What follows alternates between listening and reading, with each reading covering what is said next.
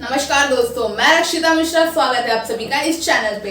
दोस्तों, पहले farmer protest, फिर स्टूडेंट प्रोटेस्ट और अब बैंक स्ट्राइक। दोस्तों, हमारे देश के गवर्नमेंट ने एक बार फिर से देश की एक प्रॉपर्टी को बेचने की ठान ली है। उनका कहना है कि गवर्नमेंट इन पब्लिक सेक्टर्स और बैंक को सपोर्ट नहीं कर सकती और इन्हें सुधार में लाने के लिए देश का पैसा वेस्ट नहीं कर सकती। दोस्तों, गवर्नमेंट का कहना है कि इन बैंक्स की वजह से देश का पैसा गरीबों तक नहीं पहुंच पाता।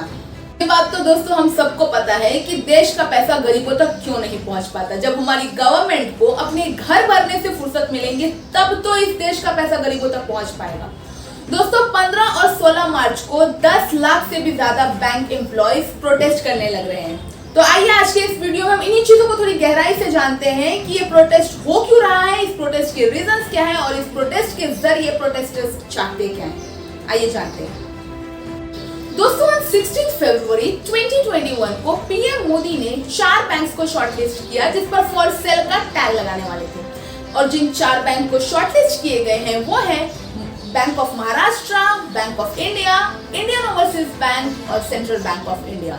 इनमें से कोई 2 बैंक्स को प्राइवेटाइज किया जाएगा। और जब से ये बात बाहर आई है, बैंक्स के एम्प्लॉयज जैसे खलबला उठे हैं। जाहिर सी बात है, ये तो होना ही था, क्योंकि कोई कब तक ही बर्दाश्त करेगा।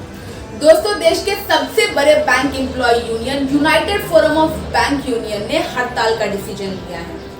इस फोरम में भारत के बैंक एम्प्लॉयज और ऑफिसर्स के 9 ऑर्गेनाइजेशन शामिल हैं। इस स्ट्राइक का सबसे बड़ा रीजन है कि गवर्नमेंट ने डिसाइड किया है कि आईडीबीआई बैंक यानी industrial development bank of India के साथ 2 और पब्लिक बैंक्स को प्राइवेटाइज किया जाएगा। तो 1969 में इंदिरा गांधी की सरकार ने 14 बैंक्स को नेशनलाइज किया था। मतलब जो प्राइवेट बैंक्स अपना काम ठीक से नहीं कर रहे थे, उन प्राइवेट बैंक्स को गवर्नमेंट ने खरीद लिया था। इससे पहले 1955 में गवर्नमेंट ने एसबीआई यानी स्टेट बैंक ऑफ इंडिया को खरीद चुकी थी और इसके बाद 1980 में मोरारजी देसाई की जनता पार्टी ने 6 और बैंकों को खरीद लिया। बट आफ्टर बैंक नेशनलाइजेशन के 52 साल बाद इस देश के कस्टम को बदला जा रहा है। जहां इससे पहले की गवर्नमेंट प्राइवेट कंपनीज और बैंक्स को सुधार में लाने के लिए उसे नेशनलाइज करके अपने कंट्रोल में लेती थी इस देश के आर्थिक सुधार के लिए, वहीं आज की रूलिंग गवर्नमेंट देश के पब्लिक सेक्टर्स और बैंक्स को प्राइवेटाइज करने के पीछे पड़ी हुई है। कह रहे हैं कि देश के फायदे के लिए हो रहा है, पर देश के भले के लिए कुछ करना तो दूर की बात है, देश में जो बचा खुचा है उसे भी बेचे जा रहे हैं। पब्लिक सेक्टर एंटरप्राइज शुरू किए गए थे तो समय अलग था और देश की जरूरतें भी अलग थी। जो नीति 50-60 साल पहले के लिए सही थी, उसमें सुधार की गुंजाइश हमेशा रहती है। आज जब हम ये रिफॉर्म्स कर रहे हैं तो हमारा सबसे बड़ा लक्ष्य यही है कि पब्लिक मनी का सही उपयोग हो। कई ऐसे पब्लिक सेक्टर एंटरप्राइज हैं जो लॉस मेकिंग है। इनमें से कई को टैक्स पेयर्स के मनी द्वारा सपोर्ट करना पड़ता है। एक प्रकार से जो गरीब के हक का है, एस्पिरेशन से भरे युवाओं के हक का है, उन पैसों को इन एंटरप्राइज के कामों में लगाना पड़ता है और इस कारण अर्थव्यवस्था पर भी बहुत प्रकार का बोझ पड़ता है। दोस्तों, गवर्नमेंट का कहना है कि हम पब्लिक सेक्टर्स और बैंक्स को प्राइवेटाइज इसलिए कर रहे हैं क्योंकि हम चाहते हैं कि पब्लिक के पैसों का सही इस्तेमाल हो। कैसे होगा सही इस्तेमाल? 970 करोड़ का पार्लियामेंट बनाकर, या फिर करोड़ों रुपए मीडिया एड्स में खर्च कर, या फिर करोड़ों रुपए अपने इलेक्शन के कैंपेन में यूज करके। दोस्तों, बीजेपी गवर्नमेंट ने पिछले 10 सालों में जितने पैसे अपने पार्टी के एड्स और कैंपेन में यूज किए हैं ना, उतने में इस देश की गरीबी तो जरूर ही खत्म हो जाएगी।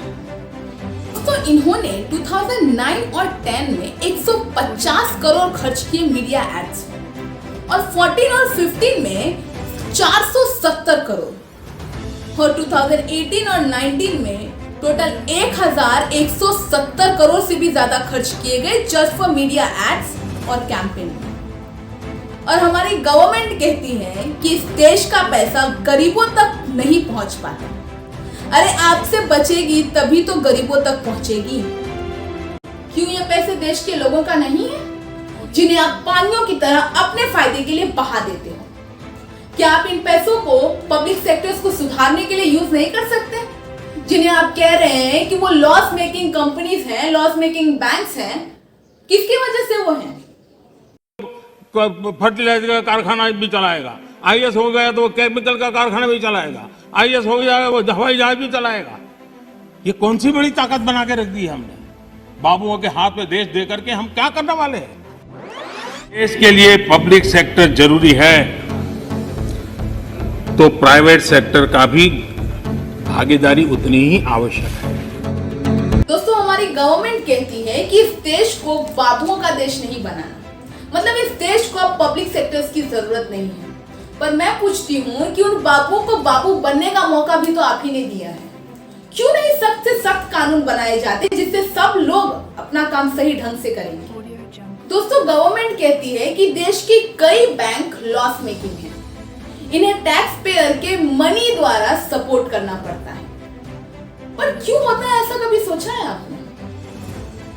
क्यों जो बैंक में लोग काम करते हैं, जो एम्प्लॉयज होते हैं, करप्ट होते हैं और अपना काम सही ढंग से नहीं करते?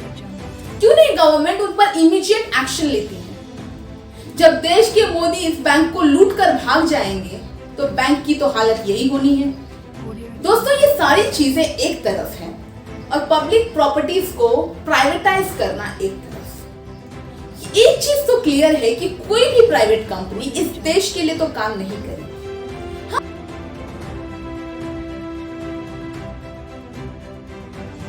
और जहां तक बात पब्लिक कंपनीज और बैंक्स की है तो वो तो देश के हित के लिए ही काम करेगी। इसके अलावा जो लोगों को पब्लिक बैंक से बेनिफिट्स मिलती हैं, लाइक कम टैक्सेस पे एजुकेशन लोन्स प्रोवाइड की जाती हैं, फार्मर्स को लोन प्रोवाइड की जाती है, वो सब खत्म हो जाएगी। क्योंकि कोई भी प्राइवेट बैंक बेनिफिट सिर्फ खुद का देखेगी, इस देश का नहीं। इसके अलावा जो पब्लिक सेक्टर्स और बैंक्स के एम्प्लॉयज को जो बेनिफिट्स मिलती है, like job security, health security, वो सब भी खत्म हो जाएगी। दोस्तों, बैंक के एम्प्लॉयज का ये स्ट्राइक करने का सिर्फ एक ही मकसद है कि इन बैंक्स को प्राइवेटाइज ना किया जाए। अगर ये बैंक्स लॉस में जा रहे हैं तो इनके कारणों को ढूंढा जाए और उन्हें सुधारने की कोशिश की जाए कि कमी आखिर हो कहां रही है। दोस्तों, गवर्नमेंट कहती है सरकार इन पब्लिक सेक्टर्स और बैंक्स को नहीं चला सकती क्योंकि उनके पास इतनी क्षमता नहीं है कि वे हर चीज की जानकारी रख सके। इसलिए इन बैंक्स को प्राइवेटाइज किया जा रहा है ताकि प्राइवेट कंपनीज अपने एक्सपर्ट्स के द्वारा इन बैंक्स को प्रॉफिट मेकिंग बना सके। पर ये चीज तो हमारी गवर्नमेंट भी कर सकती है, अपने एम्प्लॉयज को अच्छी ट्रेनिंग देकर, उन पर ध्यान देकर कि वे अपना काम सही ढंग से कर रहे हैं या नहीं। क्योंकि दोस्तों, लॉस से बचने का ये कोई तरीका नहीं है कि उन बैंक्स को प्राइवेटाइज कर दो या प्राइवेट कंपनीज के हाथों बेच दो, बल्कि उसे सुधारने की कोशिश करनी चाहिए। कमी कहाँ हो रही है, क्यों हो रही है, अगर इस पर ध्यान दिया जाए तो पब्लिक बैंक्स को भी प्रॉफिट मेकिंग बनाया जा सकता है। क्योंकि ये सारे स्कैम्स, घोटाले और बैंक में इतने लॉसेस पिछले कुछ ही सालों में देखे गए हैं। इससे पहले कभी इस देश में ये नौबत नहीं आई थी कि देश की हर चीज को प्राइवेटाइज किया जाए। दोस्तों, तो ये चीज तो क्लियर है कि पिछले कुछ ही सालों की लापरवाही की वजह से देश का ये हाल हुआ है। दोस्तों, अब आवाज उठाना बहुत ज्यादा जरूरी हो गया है, क्योंकि अगर हम खुद नहीं मानेंगे कि गलत हो रहा है तब तक गलत के अगेंस्ट आवाज भी नहीं उठा पाएंगे। दोस्तों, अब सिर्फ चुप रहकर या घर में बैठकर कुछ नहीं होगा। अब बाहर निकलना पड़ेगा और आवाज ही नहीं, हमें शोर करना पड़ेगा, चिल्लाना पड़ेगा, लाखों के झुंड में चिल्लाना पड़ेगा। तभी हमारी गवर्नमेंट को समझ में आएगी कि अब पब्लिक नींद से जाग चुकी है। दोस्तों, इन बैंक्स को प्राइवेटाइज करने का डिसीजन हमारी गवर्नमेंट ने सही लिया है या गलत, अपने जवाब मुझे कमेंट बॉक्स में लिखकर बताएं। और अगर आपको ये वीडियो पसंद आई हो तो इस वीडियो को लाइक करें और अपने फैमिली और फ्रेंड्स के साथ शेयर कर उन्हें भी अवेयर करें। और मुझे सपोर्ट करने के लिए इस चैनल को सब्सक्राइब करें। जय हिंद।